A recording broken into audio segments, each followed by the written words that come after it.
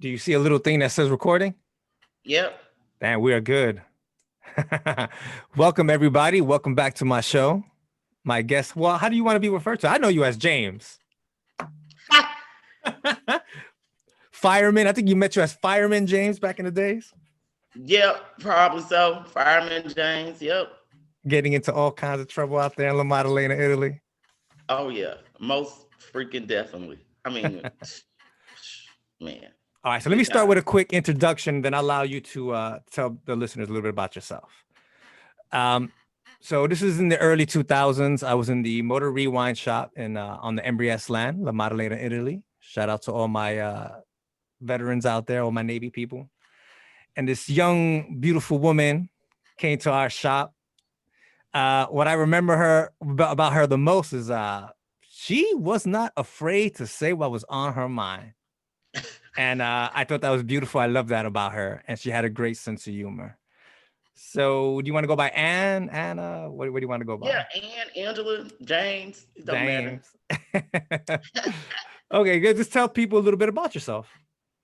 Well, of course, like you said, we were both in the Navy. I went there I'm born and raised in Houston. Mm-hmm. Um, Let me see. Went to the Navy, lived overseas for 4.5 years, went over to Camp Lejeune, got out, moved to Atlanta, went to Okay. school. Now I'm working for the government. Uh-oh. Top secret? What is it? What are you doing? And when I say you all, I mean all of Americans. Uh-huh. I help all of you every day. What do you mean? How? Um, How? huh? How do you help us every day? You on some top secret CIA shit? Well, I do purchasing for a certain government um, job. Okay. So yeah, Well, we're it's not going to pretty get cool. into all that. Yeah, yeah. I mean, I work, work for the man. You All pay right. my bill. I ain't tripping. Right, right. You So know, let's bring it back real quick. What made you decide to join the Navy? man. You okay? Speak honestly here. Speak the truth. Okay. So shout out to my mama. Rest in peace. Oh, So rest in peace, Mama James. my mama and my two aunties, rest in peace, Aunt Tim. My Aunt Pat's still alive though. Okay. They were in the front talking about me. I just graduated, and they was like, "What they ain't gonna do?" She just been in the house. She ain't been doing nothing. So I heard them, and ended up calling my good friend. She passed away. Rest in peace, Brandy. Um, and we went to the mall, Sharpstown Mall, and went to the recruiting office, and we signed up for the buddy system Buddy on program, yeah. the army. We were going to the army, and so the army man came to my house, and my mama, being who she is, she just straight up told him like, "Look," she was smoking her little cigarette. She was just like, Right, right. "And they about to do none of this shit. She don't even clean up. She not supposed to go do none of this." And I was just like, she was right. Like I couldn't even Right, get mad at her because she was so right. I right. was just I so I'm like, all right, whatever. So I end up not passing like the weight requirements. And so they was like, you know what, the Navy's a little more lenient. right. And then I went over there and I basically told the guy, like, hey man, you got a week for me to get the hell on. And like within Okay. that week, I was in the Navy and my mom didn't know where I was. And I called her from there. What? That's back when they had caller ID. Yeah, yeah. So she see girl like Great Lakes or Chicago. something. Yeah, Like, yeah. you didn't left for some nigga? I'm like, what? I'm like, if Uncle Sam is the nigga, then yes, I Sometimes have. he is. And Yeah, she yeah. was like, what? And she started crying. And so I Oh, was like, you wanted me to get out, motherfucker. I'm out. Like, yeah. and then I Right. told her to come get me because I had made a mistake. So What? You try to back out? You try to tap out? You was tapping? Yeah, your phone is going crazy, girl. I have stalkers, man. Yeah, can you put it on silent or something? Because it's like, yeah, thank you. Yeah, I got stalkers, man. This guy, I meant to block him, but and I got three phones, so let me find my other phone. What? Hey, Okay, drug so dealers and spies got 3 phones. That's all I know. man, I'm part of the Space Force. You part of that space force, huh? You out of this world. I'm part of the Space Force.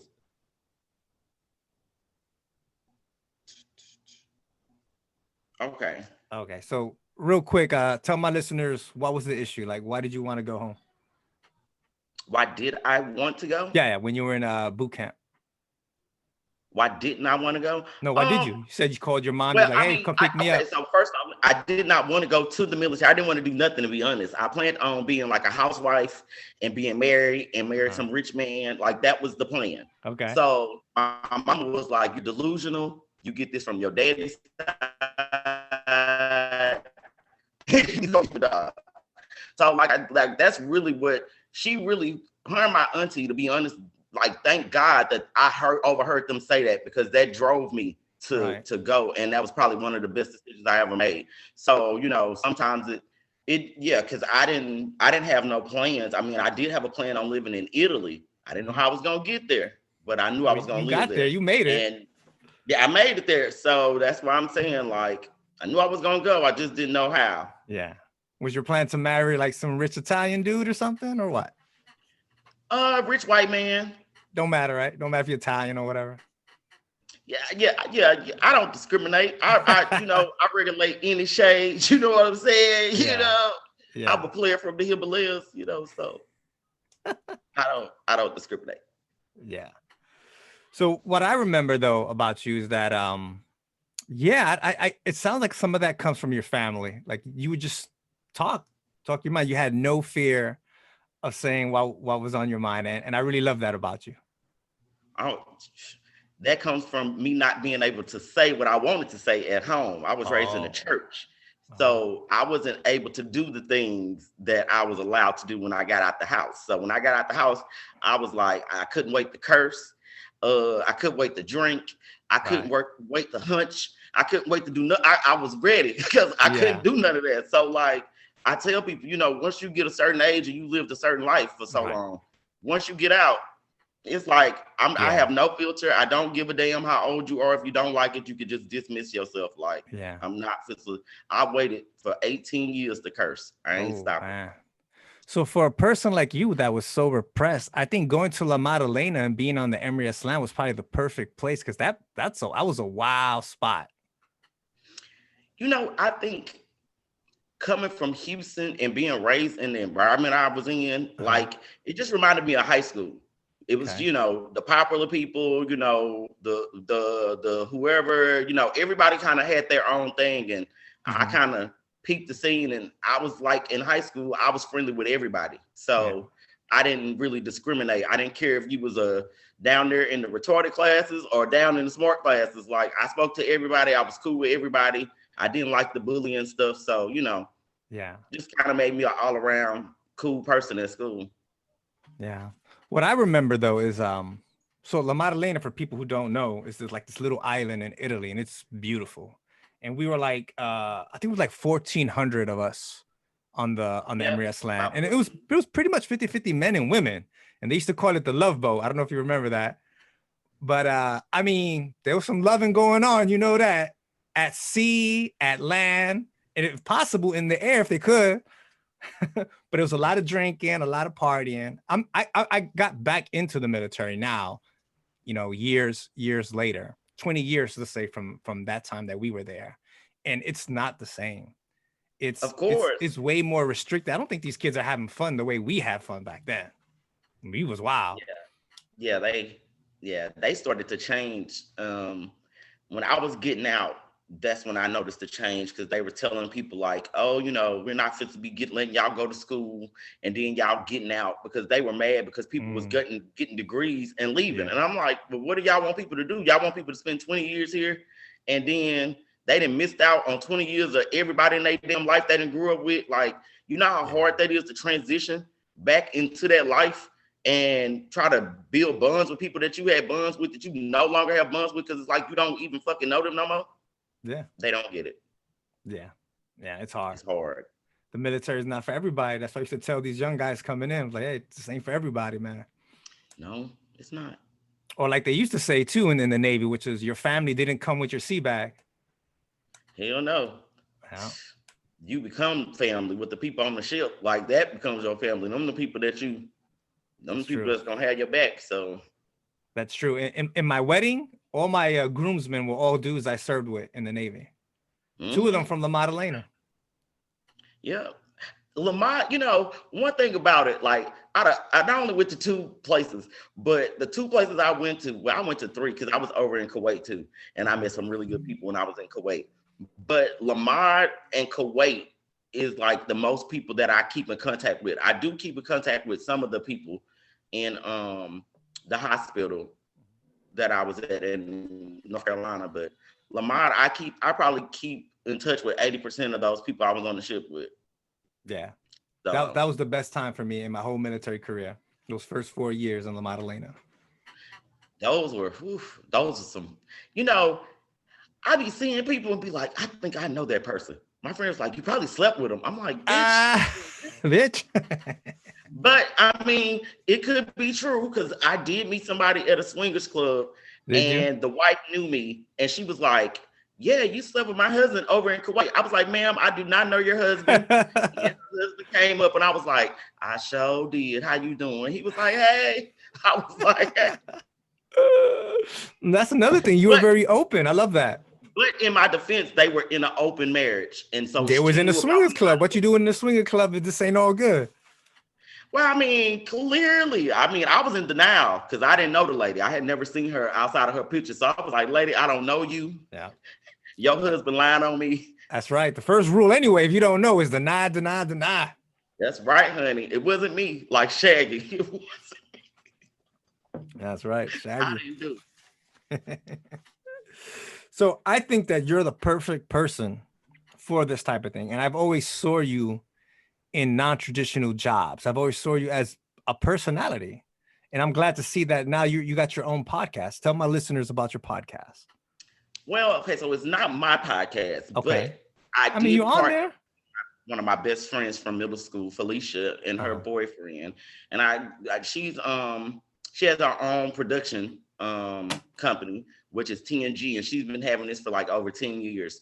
So like, if I want to get into this, let me, go talk to somebody that's been doing this for a while. Pitch her something.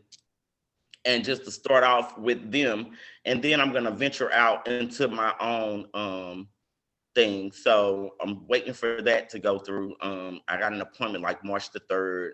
Once that happens, then I can start talking about that and venture off into my own thing. But the podcast or the vlog or whatever people are calling it, because I have no clue. It's social. I don't know. I can't keep up either. It's called Let's Talk About It. And it's basically just talking about everything. I mean, anything you can think of, we talk about the stuff that's going on in the news, stupid shit. Yeah. I mean, the vaccines. I mean, like people are fighting this vaccine. I'm like, look, bro, you're gonna get it. Whether you want it or not, you're gonna get it. Like, probably. Y'all can sit here and talk all this noise and do all this stuff that you want. You can say you go protest. You can do all of that. I guarantee by 2022 is going to be mandatory that you're going to have the shot to take your ass to school, to go to work, to go overseas. You're going to have it, people. So just get ready. Yeah, it's just coming. Get ready. It's coming, yeah. Yeah, I know y'all in denial, but I hate to break the news to y'all. Y'all asses is getting this shot, and we all going to be mooing like cows and barking like damn dogs. But hey, just remember I said that. So I loved how you guys are just so open and so raw.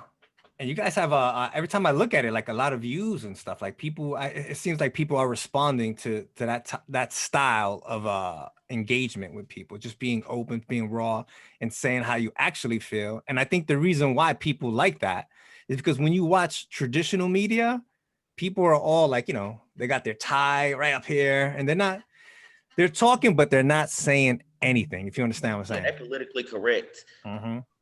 Me and my friend was talking, my friend, she's a beautician, so she was braiding my hair up. And so we were talking about the impeachment. Mm-hmm. And I said, I find it funny that they impeaching this guy again. I said, they already impeached him once. I mean, how many times they're going to impeach him? And so she was like, be careful, you black, you can't say that. And I said, I can say whatever the hell I want. I'm like, at the end of the day, like, yeah, you may not like, I don't like him for his attitude and the way he handles things, the way he responds. But as far as his job, he has done his job. Okay. And that's something that you can't deny. So like, that's what makes me, it's like, you don't have to like him, but you got to respect the fact that he did his job. And that's the difference between him and a lot of these presidents. So it's like, yeah, I don't like him. He's an asshole, but I'm an asshole too. So I still get the job done. You may not like me, but bitch, I'm gonna get the job done. So suck that shit up, shut the fuck up, and let me do my job. And that's basically how he was. Yeah, I didn't like him either. I didn't want him to be president. I remember because I have a little girl, and she was very young. I would wake up in the morning and feed her in the mornings, and let my wife sleep in.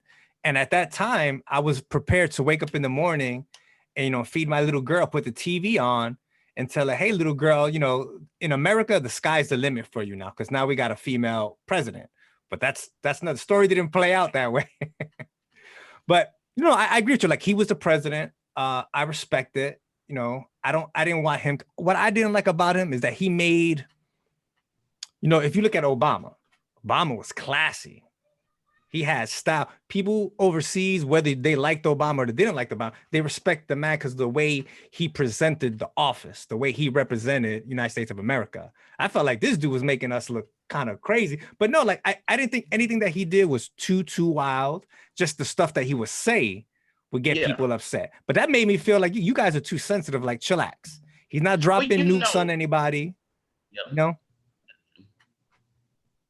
Well, the thing about Obama is Obama had to be nice. He had to be classy. He's black. Because he was the first Negro. That's the first thing. Jackie Robinson. Oh, that nigga. That black man. And, they would be ready to throw his ass. The shit that Trump did, that's one thing about this. And people need to quit with this bullshit. It is a such thing called white privilege. And white people need to understand this shit. It's cool, dog. I want to be white too. Because, bitch, I want to go around this motherfucker too and go get a job and not know shit. Scream at cops. I want to scream at cops, Yeah, like I want to do it too. Like, trust me, I want to not go to school, drop out, and go get $100,000 job. Like, that's what white privilege is. I want white privilege. Let me get it. So, with that being said, the shit that Trump did, Obama would have never been able to do. He wouldn't have even been able to get sworn in if Michelle would have been showing her pussy in the damn magazine. It'd have been no way in hell that he would have even been voted in. So he didn't have a choice but to be that certain way. Like, you don't have a choice. That's just like black people now. When I go to work, it's hi, how you doing? Okay. I gotta make sure my voice ain't offensive. Gotta make sure Becky and Brad and them is in. Y'all good? Y'all not mad, right? I ain't trying to get you, because I know if they go and tell, I'm gonna be the one in trouble. Yeah, no, I hear you. And I said, I'm so glad I have you on there because I know you're going to talk honestly about race, and I'm going to do the same thing right now. Let's talk about something right here. People going to get mad at me here. Is Obama the first black president? No. I don't think so either. No, it was a black president back in the early. Oh, you're talking about that? Oh, okay. Yeah, back in the day. No, that's not what I mean, though. I mean, besides that. Oh. Okay, here, want me to explain what I mean? Yeah, tell me. So one thing, like, you kind of hinted on where he couldn't really be himself. Maybe he is like that. I don't know. I don't know the man personally, but I felt like, part of that is he couldn't really be himself. And the second part is, why is he black if he's half white? You know what I'm saying? Oh, he's half white. He was raised by white people. We haven't got a president who was both sides of his family black. And the way he presents himself, I know there's no such thing as black, just like there's no such thing as Puerto Rican or Chinese or whatever. But there is a stereotype, right? And a lot of people go off that, whether they admit it or not. He wasn't more on the stereotypical side, and he had features, and the way he presented himself wasn't in line with what people would consider more black. That's why I say, and plus, I don't think it's fair to say someone he's black if they're 50-50. You know what I mean? Well, it's the rule. So they make the rule, and we gotta follow it. If you got a drop of black blood in you, you are black. Okay, so am I black? I'm Puerto Rican. I did my DNA. I got 13.5% African in me. Am I black? Yep. Yep. So considering the one drop rule, yeah. That's the rule. So I mean, like, we don't make the rules, we just gotta follow them. So, right, but if you once, let's say you one black, whatever, Italian, Irish, Jewish, you got one drop of that, they don't call you that. Well, only in America that you get called by your race. That's the first thing. Let's talk about let's make that very clear. Okay. In Italy, you don't hear motherfucking Africans saying they're African Italian. Right. You don't hear motherfucking Puerto Ricans that live in Italy talking about they're Puerto Rican Italian. Okay. They're Italian. Okay. When you go to France, you don't hear I'm black France. I'm Puerto Rican France. No, bitch, I'm French. Okay. So, like, only in America that you're getting called by your color and your nationality. Only. We're the only people that do that. We can't. Why we just can't be American? Why does race even fucking matter? Right. It shouldn't. Every fucking survey we have got something to do with your race. Why? Why do you give a fuck about my race? If I pay bills and I pay taxes, does it matter if I'm black, white, Puerto Rican, Spanish, Indian? Doesn't matter. I think you're right. Like in some places, when you fill out a form, now they have that you could mark like I'm gonna deny, or some places don't have it at all. Like they don't have whatever it is. Like in the Army right now for like promotions, they used to have a thing where they had your picture. They didn't ask your race, but they had your picture. I'm trying to be slick on some shit. You know what I mean? Yep. But now they got that out. They took that away too. So I think we're seeing, some strides in the right direction. But I don't want it to get to a point where we're gonna try to deny race, because I think the only way we could deny race is if people don't care about race. Or people, people say, I'm colorblind, I don't see race. You bullshitting. Because when you look at someone and they look Chinese, you thinking they go that Chinese person. Or if you see someone that look Mexican. Well, we all racist though. We all have some kind of racist, because of where we're raised. And people have to remember, America is raised on racism. This is America. America was built off this. And people got to quit making it seem like we don't know what the hell America was built on. It was built on slaves, and not just black slaves, Irish slaves, German slaves, Chinese, Puerto Rican slaves from every fucking where. It wasn't just black slaves that was here. It was a lot of different slaves here from all over the world. That's true. And when they still slaves now, the Constitution and all that, it was for them. It wasn't for us. And us meaning anybody of color that is not of the Britain white descent. All right. So because I'm a history geek. So for that, people need to quit the rules. The only way the rules gonna change is if they go and fix the laws. And that means that we would have to go and redo all the laws all over again for everything to be equal. Mm-hmm.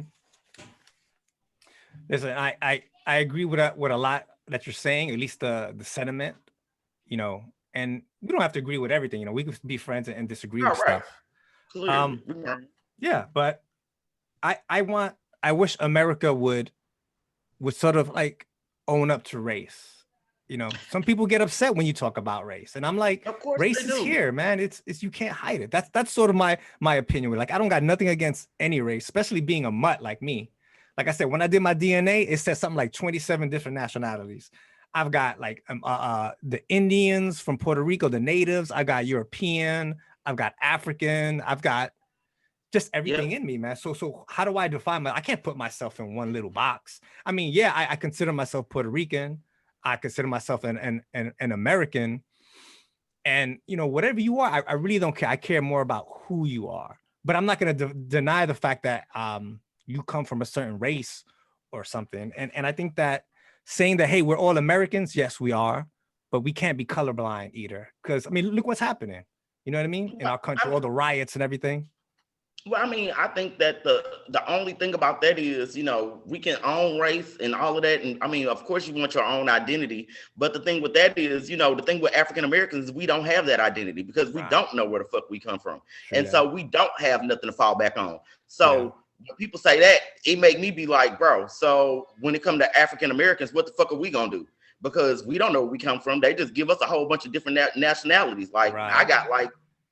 I'm mixed with like 5 or 6 different damn black nationalities on top of being 13% British and Irish and Right. all type of other shit. And that's Right. just my mama's side. My daddy mama is Native American. So Right. I know I got Native American in me. So like, Yeah. it's just, I don't know, like I don't really care about race because I'm more for, dating outside of my race. So I'm not really a big race person, but I don't shy away from the conversation, with Exactly. other races, because I do like to inform them, like, don't listen to the news, because the news will have you thinking that every black person is uneducated, every Right. black person was raised in a single family home, Right. nobody was in college, and that's not true. I was raised in a 2-parent home. My mom and daddy went to church. We had 2 cars, we had a house. Me and my brother both went to school. We both graduated. We both got degrees. My brother actually got 3 degrees. So it just baffles me that people, and I have these conversations with other races, and they really be believing in stuff that they hear, and I just be like, wow, like you really don't got no black friends. Like that's crazy. Like you need a black friend. Everybody in the world need one goddamn black friend. Get your one damn good black friend. Get you a urban. When I say urban, that means ghetto. But let me be clear: ghetto is where the Jews lived back in the day overseas. So let that don't got shit to do with black folks now. But get you an urban black friend, and they're gonna teach you all the slang. Right. All the eye looks that you ain't even got to say nothing to nobody. Somebody say something. That's what I'm saying. You need you a black friend. Yeah. And you touched on something real quick that I want to go back on, which was, that's sort of one of the biggest tragedies about slavery is that African people lost everything. But at the same time, one of the most beautiful things about America is black. There's no country called black. But people, because they didn't have their connection to their roots, created black. You know what I'm saying? Black has its own language, its own music, its own. Man, listen. You know what I mean? was just praising the other day because we don't give ourselves enough credit, man. We so hard on ourselves. That's one thing about African Americans, man. We hard on ourselves. We way harder than y'all think. Like it's funny because I always say we the biggest racist people. Black people are. We the biggest racist, and we are the biggest critics of ourselves, and we've done so much for this country, and we don't give ourselves enough credit. Everything about music is African, is us. Oh, yes. Every 100%. genre of music is us. Everything, fashion, movies. When you think about the slave ships that came over here and how many people they took, and think about how many people survived those trips. Not many people survived those trips. Right. So to be your ancestors, to be one of those people, to step off that bitch, survive a sickness, survive getting their ass whooped, survive all this shit, everything to make it, man. And to get married and have kids and still motherfucking live, still get a motherfucking education, still say we're gonna go out here and get this shit, even though this ain't ours, but we have to let these motherfuckers know we ain't. It's a beautiful thing. Black History Month, man. Yeah. Even though I don't like Black History Month because I feel like we shouldn't have a month, but I think it's good for everybody to have a month so people can learn the history of those cultures, man. We got to be more multicultural. We got to be open to learning other cultures. If not, we're going to be doomed if we don't do it. Like they need to start making it mandatory for people to go to the military. It should be mandatory. 2 years, everybody go to the military. So your white ass, your Puerto Rican ass, your Mexican ass, your black ass can get out of your goddamn neighborhood and go mess with some other people. You need to do that. Yeah, that's very important. Jesus. You know what? I tell people that there's different types of education. College and all that stuff in books is one. The street is another one. But I feel like if you don't get out of your bubble and go live somewhere else, I would suggest another country like we did. Because the more different that shit is from what that's a whole other form of education. It is. It really is. So this is funny. So I was watching this thing last night on Netflix about the lady that was missing, the Asian lady that was missing at the Oh, my hotel. wife is telling me about that. Yeah. So here I go. Ooh, maybe me and my friends should do a trip to Skid Row and go live at the hotel for a week. What? And it goes on. Then I'm like, well, wait a minute. Because I was looking at it and they was like, this like ghosts and all this shit. I was like, well, wait now. I don't want to be with no ghosts. Right. I'm scared. I don't know if I want to do that. And then they was like, you might be on drugs. I'm like, no, that's not a problem. I don't mind the drugs. Right. I mind the ghosts though. I don't mind the drugs, but I mind the ghosts. Yeah. So I was like, yeah. But I'm thinking about going to do that because I want to see Skid Row because it's like a whole street full of tents. Yeah. I lived in LA. Yeah. I think it's weird that especially that area, Los Angeles is one of the richest cities in America. And here it is. Y'all got this street that's like, I think they said 8 blocks or something. I forgot how many blocks it is, but however many blocks it is, it's just full of homeless people. And I find that weird that they have not went over there in that community and went and fixed it up, went and built like makeshift home in these buildings where these people could sleep. I mean, yeah, we have really felt Americans, man. Like, we got to do better. It's our government system, man. It's the best thing I think that we have out there, but it fails in a lot of ways. And I'll bring up another way because homelessness is definitely, although, I mean, you can make the argument that it's kind of a choice because a lot of them choose to be homeless. And there's ways, like, because I've had family members who were homeless and, you know, they got into shelters and stuff. So there's ways. So a lot of them, you know, half the problem is that some choose that life, right? But I'll throw out another one that it's not a choice. Look at Chicago. They call it Chirac. I'm going to keep bringing this up every time I got someone in here, man. How is that city that violent? How are that many people getting killed? How are little boys and girls walking to school and getting killed in a big, powerful city like that? And we can't do nothing about it. That don't make no sense to me. Well, you know, I find it funny that, you know, I tell this to people all the time. Oprah had her business there. All these people got their businesses there. White people live all through Chicago. Mm-hmm. And you trying to tell me that these 4 little blocks of black people is killing all these people, and allegedly we only got 12% of black folks. It shouldn't be no motherfucking black people in Chicago no more.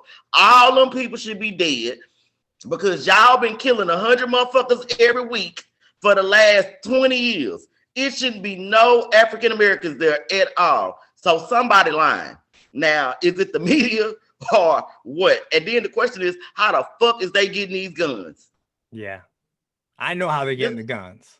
How they getting the guns? That's the real question of the day. Because allegedly these are uneducated gang members and all this other stuff. Where in the hell are they getting all this stuff from? Yeah, no, I know guys. You know, I grew up in New York. I grew up on the street. I know how these guys are getting their guns. One of the ways is you go out of state and you get them. Oh yeah, clear. And then you bring them in. You know what I mean? So yeah. But here's my thing. I don't know if you remember. I don't know if it was the first inauguration of Obama. I think it was the second one. There was this beautiful little black girl there. I think she was in the choir singing, and she did the inauguration. She sang, and she went back home. And the next week, just walking to school, somebody shot her and killed her.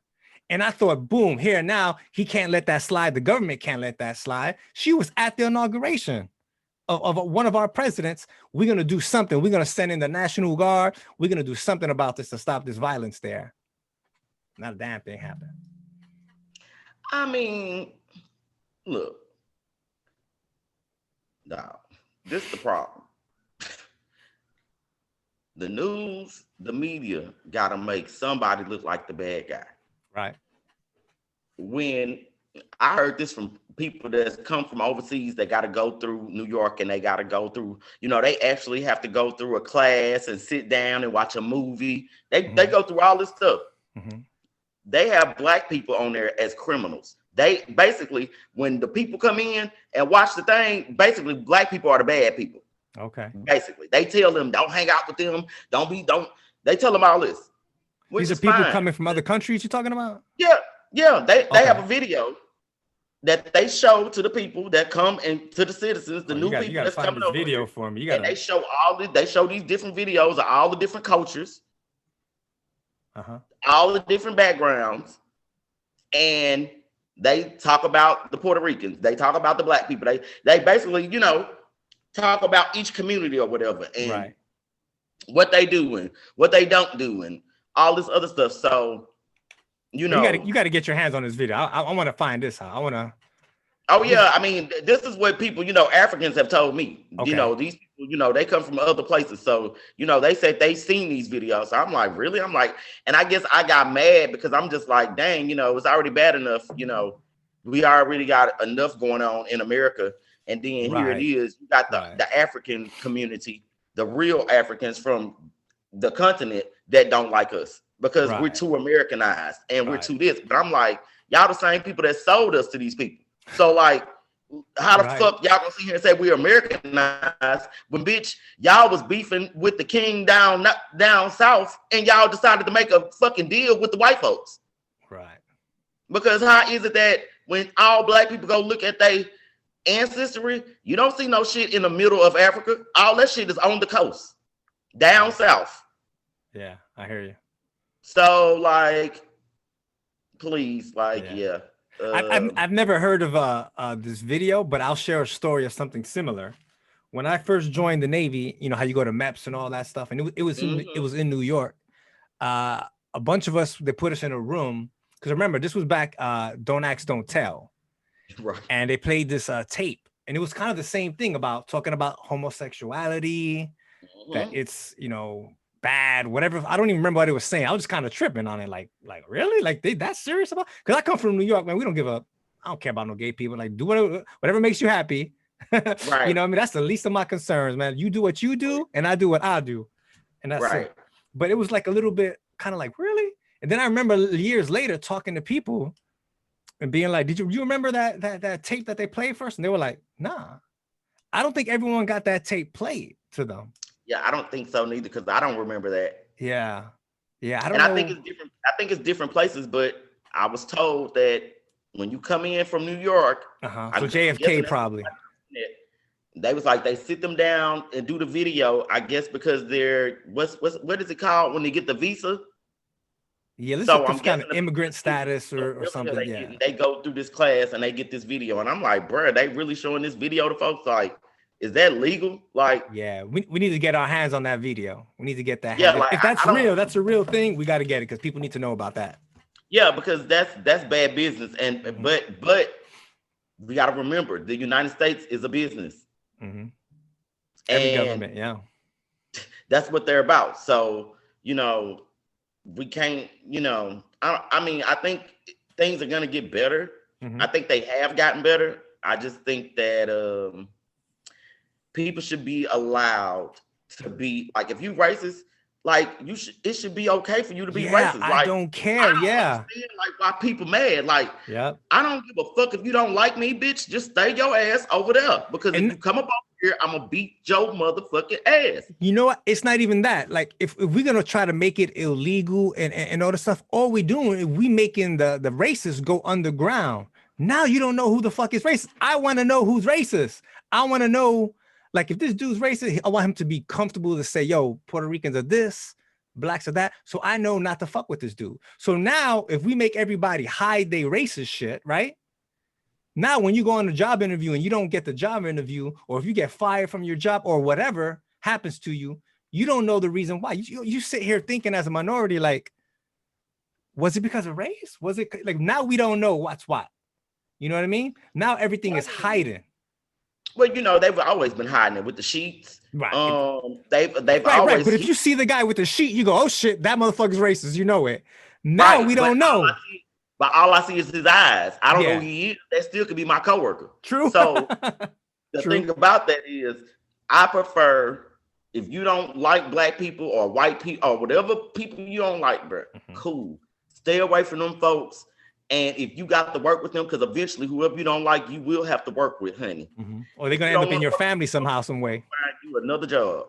Yeah. You need to go work by yourself or go do something. Because guess what? Ain't nobody going no goddamn where. The black people ain't going nowhere. The Puerto Ricans ain't going nowhere. The Hispanic show on the hill ain't going nowhere. No. They take fuck over as they should, because they're my motherfucking people. I'm part Spanish, if y'all didn't know. In my head, anyway. I'm Nicaraguan.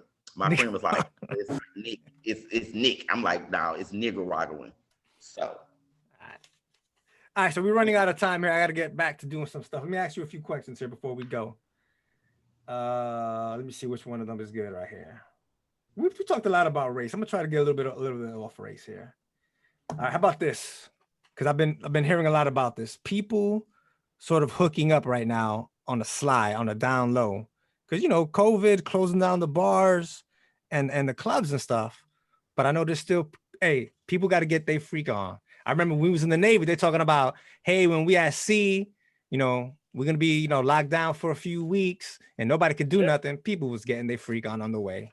They stepping in fan rooms, they closing doors. So I know there's something going on with this COVID stuff. What can you tell me about that? Well, Houston has not shut. Well, I ain't gonna say we ain't shut down, but yeah, like people was going out, people was hanging out, people was getting their swerve on.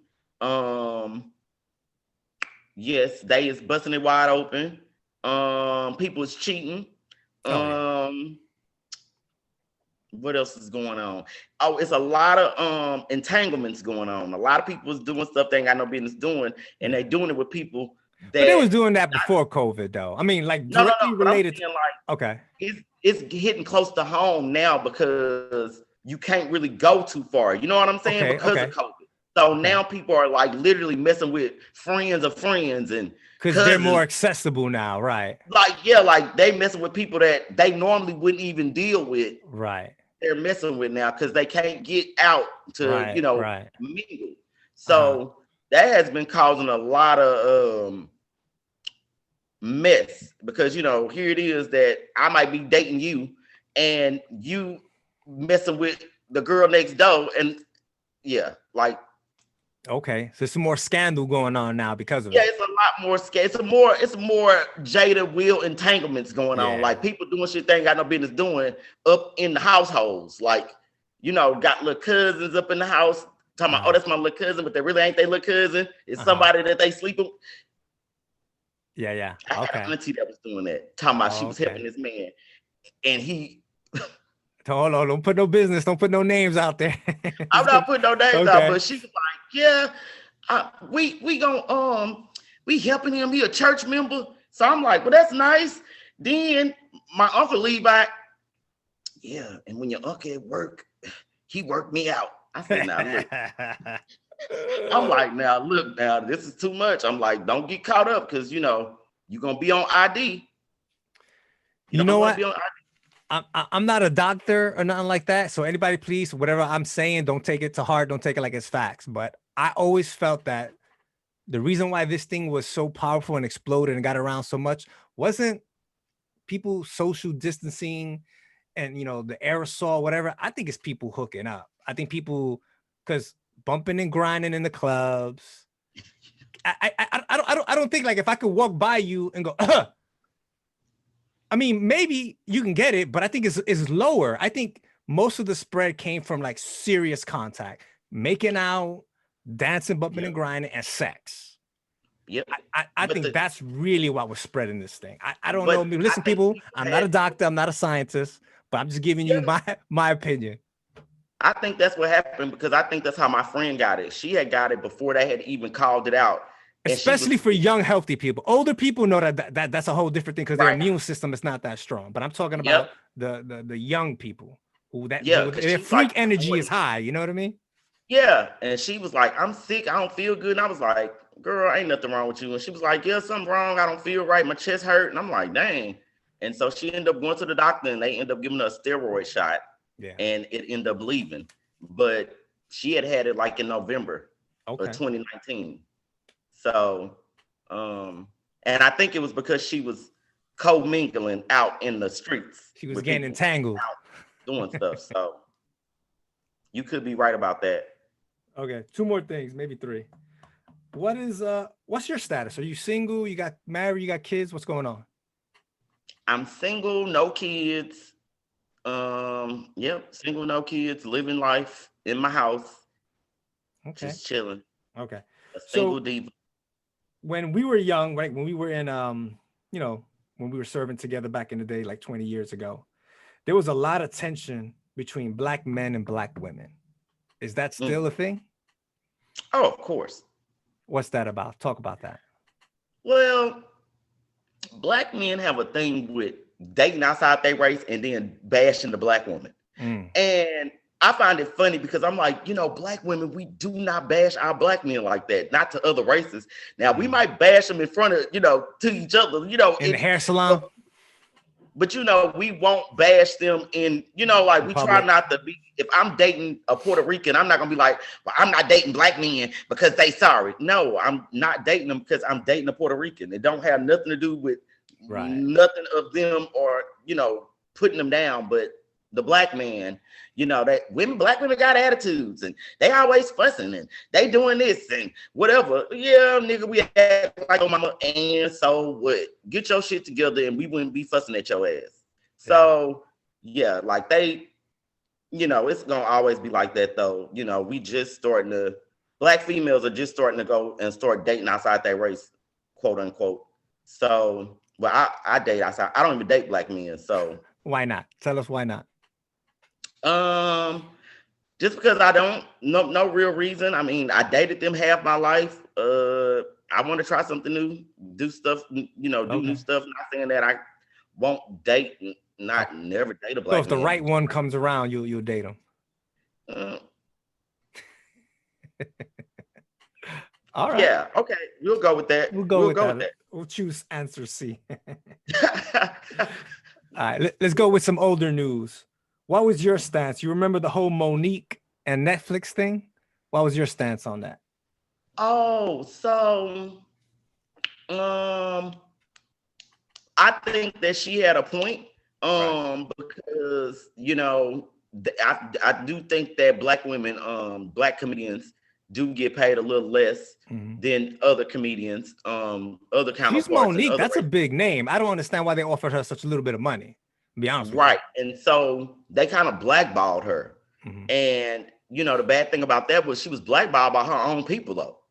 And but did she handle it right? Because she started calling people out. She started calling Oprah out. And you have to, because now I got to show people like what's you really say going you on down for us. You say you do all this, but really you really a puppet for the white man. Really. So a lot of black people didn't support her. I listened to a lot of people talk. I think I listened to the Breakfast Club, a couple other people. A lot of people didn't support her. They thought that she was wrong. I don't know if they thought she was wrong because of Netflix or the way she handled it. Because she went all out. She was like, they was wrong. They were scared because they knew if they would have agreed, they would have been shunned. See, that's the thing. You can't agree. Nowadays, you can't, like, that's just like with the Howard Stern thing. Okay. When Howard Stern called that girl, the basketball girl, the black monkey or whatever the hell that wasn't Howard Stern. That was someone else though. But yeah. That was it wasn't Howard Stern. No, it was his rival. Is an older guy. Oh yeah. What's his name? I can't remember his name. It'll come. I can't think of his name, but yeah, whoever it was, like they had shunned him from the community. I mean, they shunned Howard Stern from the community, and then a year later, they back in their good graces. So it's just kind of different. But she was telling the truth, and I mean, the truth hurts. And Oprah should be ashamed. I was surprised when she said like how people, because first it starts off as a rumor, right? It's he said, she said. She was like, yo, these people owe me money. I did these movies, I did these things, and I still ain't get my money. And I was kind of like, okay, that's what she's saying. I really haven't heard the other side. But then she had what's the dude? Tyler Perry. She had a conversation and she recorded it and she released it. And they were saying, yeah, that's messed up. They owe you that money. And people against her, like, oh, how'd you record him? That's fine. You shouldn't be recording him. But I got to, because if I don't, y'all not gonna believe what I'm saying. Right. Because it's Oprah, and how dare you go against Queen Oprah because she can't do no wrong. And it's like, what the fuck has Oprah done for the black community? You live right in Chicago, Oprah. What the fuck have you done? You done went and opened up a school in Africa, but you won't even open up a school in Chicago? Yeah. Like, what have you Right. done for the community? So, I mean, yeah, that's She a got a lot of lost power cause, though. though. I don't She got a really lot think of people power though. One more thing before we go. You talked about it on your podcast, the whole Wendy Williams thing. So I remember I'm from New York when she was on the radio. And I didn't know that she got into a physical altercation with Andy Martinez, the little Puerto Rican girl. But I remember they were big. Angie was big first, and then I remember Wendy Williams coming on. What's your whole perspective on that whole thing? You know, New York, man. New York is a wild place. I remember growing up and we would hear the things that Wendy Williams would be saying Right. out here. Like they would, you know, like the radio Yep. stations out here would like play like snippets of stuff, like when she would be, you know, calling people out, you know, because she knew one thing about Wendy, she knew everybody damn business. I don't know how that lady knew everybody business, but she knew the tea. Right. And people will be waiting outside for this lady to beat her. Oh, snap. Damn. Like she would be getting, like she would risk her life to go out there and tell that tea, honey, knowing that Uh-huh. them people would be willing to beat her ass for that. But the beef with her and Angie, I'm not really sure what that beef was, but if Wendy tried to throw Angie under the bus or something, then yeah, she probably was wrong for that, and she probably needed to get straightened out by Angie. But her as an individual, and you know, now they got, I guess, a movie and a documentary about her. Like, what's your feelings about her? And I so, like because there's a lot Wendy. of feelings about her, about Wendy Williams. People either like her, don't like her. Like, you know what I mean? It's a lot of I like emotions her. involved. I mean, and the reason why I like her because I see a lot of Wendy in me. I mean, I'm Okay. not with the mess stuff though, Right. but you know, I do have an opinion, and Right. you know, I think that sometimes, you know, your opinion might be a little harsh or it might be a little too honest, and people don't like that. And that's one thing about Wendy. You know, she gonna keep it. If she, hey, you know, she's honest, and that's why I like her because she's never shied away from doing drugs. Mhm. She's never shied away to talking about that, being an alcoholic, being on pills. Like she's never shied away from anything that she's done, and that's probably why I like her because it's like, yeah, I talk about their tea. I would talk about my tea too, but guess what? I can't because I'm here to talk about other people's shit. So it made sense for her to do a movie about her life so everybody can kind of see like, oh, she got a drama too. Yeah. She had a lot of drama though. Some people Hers were was saying like, though that she wasn't being 100 though with the movie and all that I stuff. mean, I don't know. the part that I seen with the husband living down the street with the mistress, I mean, how much realer Right. can you get than that? Like, Right. what the hell? Like, how you Yeah. and they was together for 14 years? And they had Like- a kid. He had a kid. Yeah. Yeah, like, and but they was he was with the lady for 14 years. The side piece. Yeah. No, but he had a They've been kid with the together side for piece too. 14 years. And they got a 3-year-old baby. And she couldn't get pregnant, I guess, Wendy Williams. They didn't have a kid. And that's No, what they got she a was kid. upset. Oh, because the story I heard that, well, Yeah, maybe she later got something. one. They got one kid named Kevin. He's in college in Florida. But did she give birth to him or is it like an adoption? Oh, okay. Yeah. She gave birth. Okay. Because the story I heard was that she knew he was, you know, he liked to cheat and she would like take him back. But once she found out that he had a kid, she was like, that's it, because we had been trying to have a kid for a long time and we couldn't. And so she was like, that's it. It's done. But Yeah. I don't know. It's all rumors to me. Man, I mean, it was a good movie though. I must admit, like she really I wish it could have been a little longer though, so they could have put some, you know, more stuff in it. But I mean, it was a really good movie because some of that stuff I remember it happening on her show. So I remember watching her when she fell out dressed up as the Statue of Liberty. Okay. Yeah, she was, that's when they had put out that he had got the girl pregnant. Damn. Okay. James, Ann, thank you so much for coming on the show. Thank you for having me.